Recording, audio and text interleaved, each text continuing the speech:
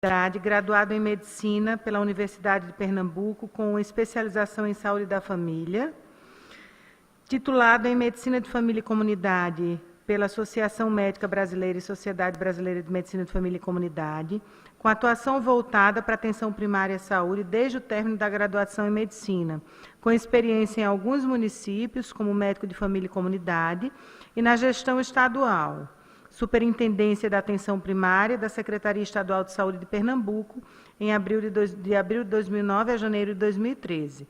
Experiência na área de avaliação em saúde, no ano de 2007 no Ministério da Saúde, extensão comunitária, em 2007 no Instituto de Medicina Integral, professor Fernando Figueira, no IMIP, e preceptoria de estágios em APS na graduação em Medicina, de 2007 a 2009, na Escola Pernambucana de Saúde, EPS, em 2013. Desde fevereiro de 2014, preceptor da Residência Médica em Medicina de Família e Comunidade, da SMS do Recife. Copiaram o lápis aí, né? Bom, boa tarde já, né, gente? Prazer estar aqui. A gente não tem... Assim, o formato, ele pretende ser bem enxuto, então a gente não... Eu estou mais interessado em passar rapidamente por alguns pontos que eu acho que são interessantes da gente apresentar para fomentar a discussão e, em seguida, a gente guardar um tempinho para, enfim, discutir um pouco como é que vocês têm tratado a questão dos sintomas depressivos que são absurdamente prevalentes para todos nós que estamos lá na linha de frente, né, na atenção primária. Tem um passaportozinho?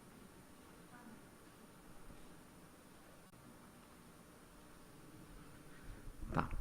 Viram que aí o meu currículo está bem mais enxuto, né? Bom, uma declaração de interesse, eu sou profissional exclusivo do SUS, sou membro do grupo de trabalho de prevenção quaternária da Sociedade Brasileira, então vocês podem esperar que a gente vai tentar fazer uma visão bem crítica em relação a excesso de diagnósticos e de intervenções, e eu não tenho nenhum vínculo com empresa farmacêutica. Os pontos-chave para a gente começar a falar de depressão, que eu acho que são importantes para a gente na rotina da gente, é que a gente tem nos sintomas depressivos e na depressão uma combinação de uma prevalência alta com a detecção baixa, que é uma situação aparentemente contraditória, mas que tem uma relação importante com a dificuldade que se tem em se fazer um diagnóstico correto. A gente tem excessos de diagnósticos errados de depressão, combinado com um percentual importante, um quantitativo importante de pessoas que têm depressão, mas que não são diagnosticadas, e essas pessoas sofrem bastante por isso.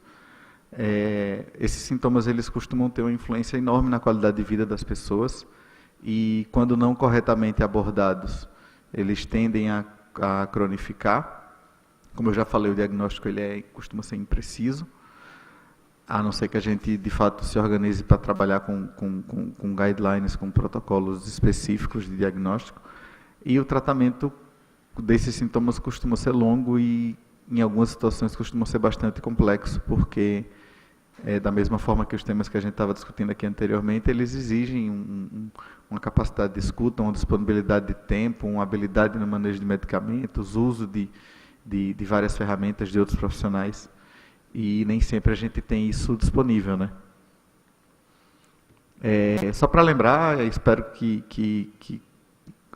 quase todo mundo já conheça essa tabelinha, a tabelinha-chave que a gente usa para falar dos níveis de prevenção e daí da prevenção primária, secundária, terciária e quaternária. Eu não vou detalhar nisso aí, mas era só para falar que... foi demais. Em termos de prevenção primária, a gente trabalharia evitando os sintomas depressivos. Em termos de prevenção secundária, a gente vai discutir hoje a questão do rastreio da depressão, se o rastreio vale a pena, se compensa fazer, se é o caso de fazer na população em geral, se precisamos focar em alguns grupos específicos e como é que a gente vai fazer isso. No âmbito da prevenção terciária, a gente vai discutir critérios de diagnóstico e de tratamento, como fazer, o que fazer, quando fazer, e todos eles sob a ótica da prevenção quaternária de proteger as pessoas de intervenções que não tragam benefício claro. Então, abrindo a questão do rastreamento, considerando que a gente tem uma alta prevalência e uma baixa detecção dos quadros depressivos, em que circunstâncias se justificaria fazer o rastreio dessa condição? E aqui a gente tem uma lista de critérios que devem ser aplicados em qualquer circunstância, em qualquer situação de rastreamento de qualquer condição de saúde. Só se recomenda o rastreamento quando a gente preenche todos esses critérios aí. O primeiro deles é da condição ser comum o suficiente na população a ser rastreada, e no caso dos sintomas depressivos e da depressão, isso se justifica porque a prevalência costuma ficar em torno de 10%. Alguns países têm mais, outros menos. O Japão parece que tem índices bem menores, os Estados Unidos parece que tem um índice bem maior, talvez ligado a um sobrediagnóstico, e no Brasil a prevalência é estimada entre 8% e 12%, ficando aí pelos 10%. O que é bastante coisa, né? A depressão ela costuma ser mais frequente em algumas populações específicas, por exemplo, pessoas que têm doenças crônicas, ou doenças mais marcantes assim na linha de vida da pessoa. Por exemplo, pessoas que tiveram infarto do miocárdio recente, a prevalência sobe para 33%, e em pessoas que têm câncer vai para 47%. Então, são grupos que a gente precisa olhar com mais atenção. Outro critério importante para rastrear é se existe uma fase inicial da condição que permita um tratamento razoável, e como a gente sabe que estima-se que metade das pessoas que têm depressão não são diagnosticadas, a gente presume que tem sim um estágio inicial da condição que justifica a gente olhar para ela com mais carinho. Poucas pessoas, na verdade, discutem espontaneamente os sintomas depressivos com os seus médicos, com os profissionais de saúde. E por vários motivos. Um dos motivos alegado costuma ser que as pessoas não acham que discutir essas questões é um problema da atenção primária. Elas não entendem que... eu não falo com o médico sobre isso, eu falo com o médico sobre dor, sobre esse problema na minha pele, sobre um problema digestivo e tal, mas não, o fato de eu estar chorando muito ultimamente e estar meio desanimada, não é com o médico que eu vou discutir isso. Muitas pessoas entendem que nem é uma doença de verdade e acham que elas mesmas tendem a subvalorizar o problema e achar, não, deve ser... Até entendem a relação desses sintomas com algumas situações de vida e acham que é por aí mesmo e que não precisa levar isso para o âmbito do consultório. E muitos temem o estigma do diagnóstico, temem o tratamento a ser feito, porque conhecem pessoas que fizeram e, enfim, ficaram bem ou não. E muitos também temem o encaminhamento a outros profissionais, especialmente quando você tem um vínculo muito forte com o profissional. Há um temor de que, se eu falar isso para ele, ele vai querer que eu vá num psicólogo, vai querer que eu vá num psiquiatra, vai querer que eu vá em outro canto. Então, tudo isso costuma diminuir muito a espontaneidade das pessoas em discutir esses sintomas. E, além disso, 2/3 das pessoas que têm depressão, elas costumam se apresentar com sintomas físicos, com dor, com fadiga, enfim. E muitas vezes não relacionam isso a uma questão depressiva propriamente dita. Outra questão importante para a gente falar sobre rastreamento é se existe um teste eficiente para fazer o rastreio. E se esse teste é barato, é de fácil realização, é bem aceito pela população. E aí a gente tem então, as siglas aí de alguns testes disponíveis na literatura para para rastreamento, com a sensibilidade e a especificidade de cada um. O PHQ-9 ele tem alguns dados maiores aí, de valor preditivo positivo, negativo. Também não vou detalhar esses instrumentos aqui, porque acho que a gente tomaria muito tempo, mas dá para falar que o PHQ-9 é o mais amplamente divulgado. O PHQ-2 ele é uma versão reduzida do 9, puxando só para 2 questões. Eu vou apresentar essas questões aqui. Os demais instrumentos são específicos para algumas populações. Por exemplo, o EPDC é um instrumento de rastreio em puérperas. e o GDS é uma escala geriátrica. Também podem ser usados, mas são menos populares. O problema para discutir o rastreio da depressão é que para a gente rastrear uma condição, a gente precisa ter um tratamento que seja mais efetivo naquela fase inicial que eu falei do que nas fases posteriores. Claro, se os resultados são os mesmos tratando agora ou daqui a 6 meses, não faz sentido a gente ficar correndo atrás para rastrear as pessoas. E as evidências que a gente tem hoje dizem que só há uma efetividade grande do tratamento feito em fases iniciais se a gente tem acesso a um segmento adequado e a um tratamento de qualidade dessa condição, o que a gente sabe que muitas vezes não é a realidade para nós que estamos na atenção primária, por conta dos gargalos na assistência, na referência, enfim, problemas de acesso a medicamentos quando necessário, enfim. E outra questão é se os benefícios do rastreio superam os eventuais malefícios que podem ser provocados pelo diagnóstico e pelo tratamento. A gente não tem boas evidências sobre isso, na verdade, mas tem surgido indícios, algumas discussões têm tentado aprofundar a questão, apontando que o sobrediagnóstico da depressão tem efeitos adversos, sim, por conta daquelas questões que a gente falou antes, a questão do estigma, enfim. Então, parece que essa condição para o rastreio também não tem sido bem preenchida. Então, por conta desse não preenchimento dessas condições de rastreio, as recomendações variam. Os americanos recomendam rastrear todo mundo. Eles defendem que se aplique os instrumentos, o PHQ-9 é o 2 para todo mundo que frequenta os serviços de saúde.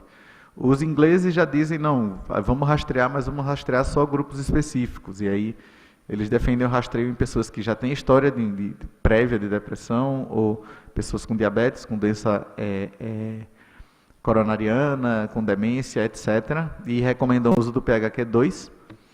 E os canadenses não recomendam rastrear ninguém, entendem que a gente ainda não tem evidências que suportem essa decisão. Eles já recomendaram e retiraram essa recomendação há alguns poucos anos. Então, se vocês me perguntam rastreio ou não, a gente tem aí 3 recomendações absolutamente diferentes. Eu não vou conseguir dar essa resposta para vocês.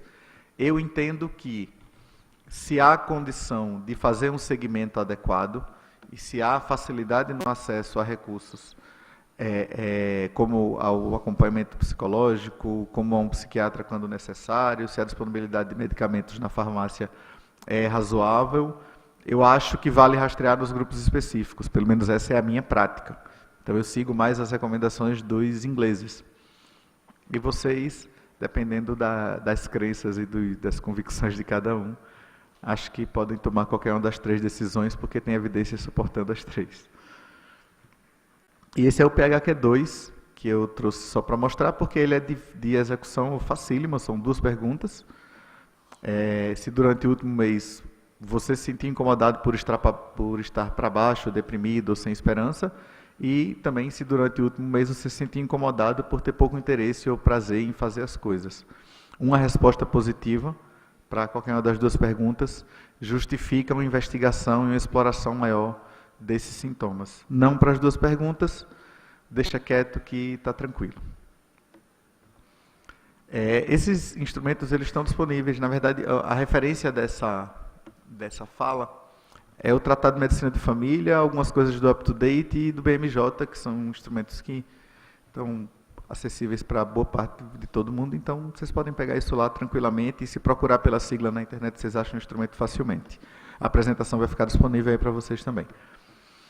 E aí, passando a questão do rastreio, a gente vai discutir como é que a gente maneja pessoas que apresentam os sintomas. A gente já está entrando na prevenção, no nível terciário de prevenção. Quando é que a gente vai suspeitar que esses sintomas podem configurar um quadro depressivo? Como é que a gente vai fazer esse diagnóstico corretamente? E, para mim, a grande pergunta, se é necessário diagnosticar sempre. Sempre que alguém procura a gente com sintomas depressivos, a gente tem que correr atrás do diagnóstico de depressão. E aí a gente precisa falar de tristeza. A tristeza é normal, é um estado afetivo, é uma resposta humana. Quem não fica triste é que tem problema, na verdade. Todo mundo tem que estar triste de tempo em tempo, dependendo de eventos que ocorrem na vida da gente, relacionados à perda, relacionados a um desapontamento com alguma questão, a derrotas, enfim. Então, ele precisa ser encarado como um sintoma normal, como uma reação normal das pessoas. Não adianta a gente pegar... A gente hoje banalizou, né? A sociedade banalizou o termo depressão. Talvez você já conheçam pessoas, eu fiquei deprimido porque meu cachorro morreu. Cara, você ficou triste porque seu cachorro morreu. É normal que você fique triste. E aí a gente vai acompanhar essa tristeza e ver como é que se elabora isso aí, mas a tristeza tem um valor muito importante do ponto de vista de adaptação, porque ela permite ao indivíduo, ao fazê-lo se retrair um pouco, permite a reflexão sobre a causa dessa tristeza e, na imensa maioria das vezes, a superação disso. Normalmente a gente fica triste e passa. E ele também tem um papel importante de alertar as pessoas que estão próximas para a necessidade de cuidado, de carinho, de afeto. Então, a postura triste, ela mostra para o companheiro, para a companheira, enfim, para as pessoas que estão próximas que, olha, eu ficaria bem com uma escuta, eu ficaria bem com um abraço, eu ficaria bem com um pouco de atenção. E eu acho que a gente precisa investir muito nisso dentro dos nossos consultórios. Assim, as pessoas que manifestam tristeza diante da gente, elas estão querendo atenção. Não adianta a gente fugir do problema. Não, a gente estava vendo aqui agora há pouco a questão das filas, da sala de espera, da correria que a gente passa no dia a dia. E, nossa, se eu for discutir essa tristeza desse cara agora, eu não saio daqui mais nunca. Cara, você vai ter que fazer. Você pode até, por algum problema circunstancial, não fazer aquilo naquele momento, mas é importante você dizer para a pessoa que captou a mensagem, olha, estou entendendo que isso é muito importante para você, estou entendendo que isso está tendo um impacto grande na tua vida e eu queria conversar melhor sobre isso contigo. E aí pode ser agora, pode ser depois, se programa segmento para isso, enfim, mas isso precisa ser feito. Não adianta fugir do problema porque, vão por mim, ele volta, vocês veem isso diariamente, com certeza. Ele volta dobrado, triplicado, piorado, com mais sintomas, com mais dificuldade de abordar, enfim. Lembrar que quando as pessoas procuram a gente e manifestam tristeza, a gente precisa investigar não só esses eventos de vida, tipo a morte de alguém, a perda do emprego, uma separação. Muitas pessoas ficam tristes ao descobrir uma gravidez não planejada, por exemplo, enfim. Mas tem outras condições que são importantes e que a gente precisa considerar. Doenças da tireoide estão bem relacionadas com sintomas depressivos, AVC, pessoas que têm apneia do sono, demências, Alzheimer, pneumonia, hepatite, tudo isso está descrito como condições clínicas que aumentam, desencadeiam sintomas depressivos. Então a gente tem que olhar para essas questões também. Também não adianta só pegar na mão, dar um abraço e sentar do lado. Talvez exista uma condição clínica importante ali, que seja a causa daquele sintoma, e isso precisa ser considerado. E, especialmente, várias substâncias que a gente usa na nossa prática podem desencadear sintomas depressivos. Está a lista aí de algumas, e aí vocês veem coisas que a gente usa bem pouco, né? Tipo beta-bloqueador, corticoide, ibuprofeno, cipro, diazepam, que o povo toma bastante. Então, tudo isso aí tem relação com novos sintomas depressivos e precisa ser considerado. Qual é a melhor forma de abordar inicialmente a questão? A grande chave é escutar. A grande chave é oferecer espaço de escuta. No momento em que você detecta um sintoma depressivo, você tem que imediatamente programar como é que você vai escutar esse sintoma e explorar isso mais profundamente. E isso tem que ser discutido, isso tem que ser pactuado com a própria pessoa. E aí o pessoal, a gente vê às vezes alguns livros, algumas publicações colocam assim, é importante demonstrar interesse. Mas muitas vezes a pessoa demonstra interesse, mas não está interessada, é uma coisa meio falsa, assim, meio fake. E aí eu coloquei aqui, na verdade, o importante é você se interessar pelo problema. E se você escolheu ser médico de família e tem dificuldade em lidar com essas questões, procura ajuda de outros colegas, enfim, procurar ler sobre o assunto, não ter medo de explorar as questões, mas assim, você precisa dar um jeito de se interessar por isso. E normalmente quem se interessa pelas pessoas acaba não tendo esse problema não. Mas a gente vê isso com muita frequência. Eu recebi recentemente uma paciente que foi encaminhada de volta para mim, quase que eu fotografo a contrarreferência, mas era um médico conhecido, que foi encaminhada de volta para mim por um ortopedista com um quadro de dor lombar que não passava. Ela foi bater nele diretamente, não sei como, e acho que ele não aguentava mais essa dor nas costas da paciente, e aí perguntou, não tem um posto lá perto, não? E aí mandou para mim. E por acaso ele me conhecia e me ligou, estou mandando uma paciente para tu, tá com a dor lombar aí, já tem uns 4 meses, velho, eu já investiguei de cima a baixo, já fiz ressonância, não tem nada essa mulher. E ela estava num quadro depressivo. Eu estou acompanhando ela há uns 2 meses e ela está sem dor há mais de mês já. Então, a gente precisa demonstrar interesse e muitas vezes os especialistas focais atendem as pessoas em outros espaços e não tem esse interesse. A gente tem que puxar isso de volta para a gente. A gente precisa estimular as pessoas a examinar a própria situação. Isso é crucial. Não adianta você ficar ouvindo e ficar emitindo opiniões e juízos em cima daquela história que a pessoa está trazendo. É interessante você induzir a reflexão da própria pessoa. Como é que você acha, qual é a relação que você acha que essas coisas têm uma com a outra? Tudo isso que você está me dizendo, você acha que tem alguma coisa a ver? E aí, se tiver algum evento, você pode tentar relacionar o evento, mas é importante deixar a pessoa refletir. E claro, se ela não estiver interessada em fazer a reflexão naquele momento, que se construa espaços de escuta posteriores para aprofundar a questão.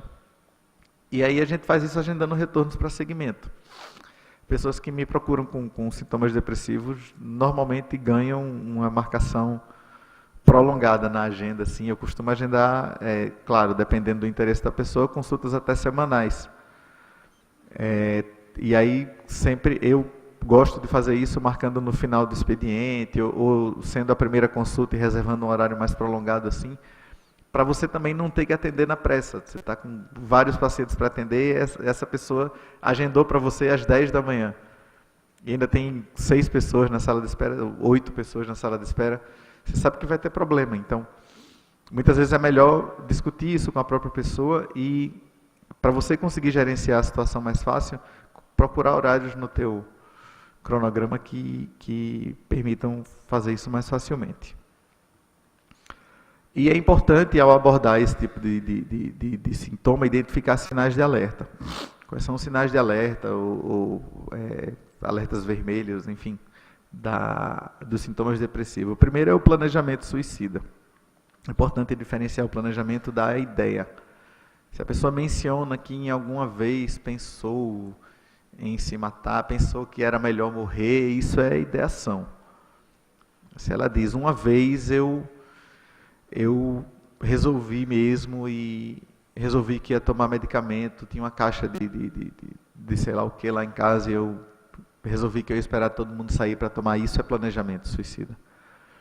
Então, a ideação suicida é possível de ser lidada se você conseguir ficar muito junto da pessoa. Mas o planejamento suicida costuma ser uma condição de difícil manejo para a gente na atenção primária, porque exige uma abordagem multiprofissional, multidisciplinar e prolongada para proteger essa pessoa. Então, quem tem CAPS à disposição para encaminhar, quem tem algum serviço de saúde mental, o pessoal do NASF que dá um suporte, se tiver, enfim, é importante acionar todas as redes possíveis para inserir essa pessoa nessas redes, porque há um risco real. Outro sinal de alerta é se há uma ameaça à integridade física de outras pessoas. A gente vê relatos, às vezes, por exemplo, de um pai e de uma mãe que estão deprimidos e chegam a mencionar para você que pensaram em morrer e levar os filhos junto, ou coisa do tipo. ou alguns quadros com sintomas depressivos que têm algum potencial de agressividade e envolve risco de agressão ao companheiro, à companheira em casa, ou aos próprios filhos, por exemplo. É importante ir atrás dessas questões e perguntar abertamente. Se você chegou nesse ponto da consulta, a pessoa vai se abrir com você, normalmente se abre. E isso também é um sinal de alerta. Sintomas psicóticos, alucinatórios, catatônicos também são sinais de alerta. E uma perda funcional global importante, aquela pessoa que não sai mais do quarto, não consegue mais nem comer. Essa pessoa também apresenta um sinal de alerta, e todos esses casos vocês precisam arrumar, mobilizar a rede de apoio de vocês, seja ela qual for. O diagnóstico da depressão, ele depende muito de como você vê a pessoa, de como a pessoa se vê, como é que ela enxerga a doença, como é que a doença se insere na vida dela, mas também demanda da gente tempo. Eu realmente não consigo dar um diagnóstico de depressão em uma consulta. Eu acho que na minha cabeça não é possível. Eu acho que você não tem como explorar todos os sintomas da forma adequada para poder chegar a um diagnóstico desse e pendurar o crachazinho de deprimido no camarada lá. Então, para fazer diagnóstico de depressão, vocês precisam considerar a pessoa como um todo, vocês precisam entender que relação essa doença tem com essa pessoa e precisam dar tempo para isso. Tá certo? Isso é uma questão de integralidade, isso é uma questão de longitudinalidade, que são, a gente sabe, atributos essenciais nossos da atenção primária. Então, dentro da anamnese, várias coisas são importantes. Perguntar sobre os sintomas, a cronologia, o impacto dos sintomas no cotidiano, fatores que aliviam, fatores que pioram, comorbidades. Desculpa. Se há história na família, qual o contexto em que essa pessoa está inserida na família, na sociedade, no bairro, na comunidade. E risco de suicídio tem que ser perguntado sempre. O perguntar sobre suicídio costuma ser um tabu, especialmente entre profissionais que não são especializados na saúde mental. A recomendação é: perguntem. Claro que para cada pessoa a gente vai ter um jeito de perguntar. Tem gente que você vai olhar e vai dizer: você já pensou em se matar? E tem gente que você vai dizer: olha, considerando tudo isso que você está me falando, estou vendo que você tem ficado muito triste com isso tudo. Você já pensou, já chegou a pensar que de repente podia fazer alguma coisa com você mesmo? Enfim, para algumas pessoas você vai ter que arrodear bastante, para algumas pessoas você vai ter que ser mais objetivo, mas não se pode negligenciar a pergunta sobre risco de suicídio. Certo? E ali embaixo, bem pequenininho na letrinha, está exame físico e laboratorial. Por quê? Porque a gente não tem evidências de que alterações no exame físico facilitem ou prejudiquem o diagnóstico de depressão, a não ser, claro, se há suspeita de alguma condição, por exemplo, de doença de tireoide ou coisas do tipo. E laboratorial, a mesma coisa. Isso só vai se justificar se há uma suspeita forte dessas condições. Não é necessário excluir todas aquelas condições para poder dar um diagnóstico. Excluir, eu falo, através de exames complementares. Você pode afastar elas a partir de uma anamnese bem feita. E aqui estão os 9 sintomas que a gente precisa perguntar para poder fazer um diagnóstico de depressão. Tá certo? Perda do interesse, humor deprimido, dificuldade de concentração, sentimentos de culpa, de inutilidade, de impotência, incapacidade, ideias suicidas, fadiga, um retardo psicomotor ou agitação psicomotora, alterações no peso, seja para mais ou para menos, e no apetite, também para mais ou para menos, e alterações do sono. Vocês estão vendo aí que os 5 primeiros estão com o quadradinho amarelo aí, e os outros não. Por que é que isso está separado aí? Porque os 5 primeiros são sintomas cognitivos,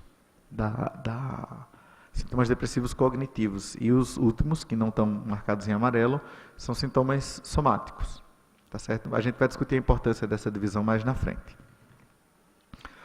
Então, De acordo com o DSM-5, que, enfim, é a referência em saúde mental com todos os seus problemas e contradições e exageros, às vezes, quais são os critérios para você dar um diagnóstico de depressão maior?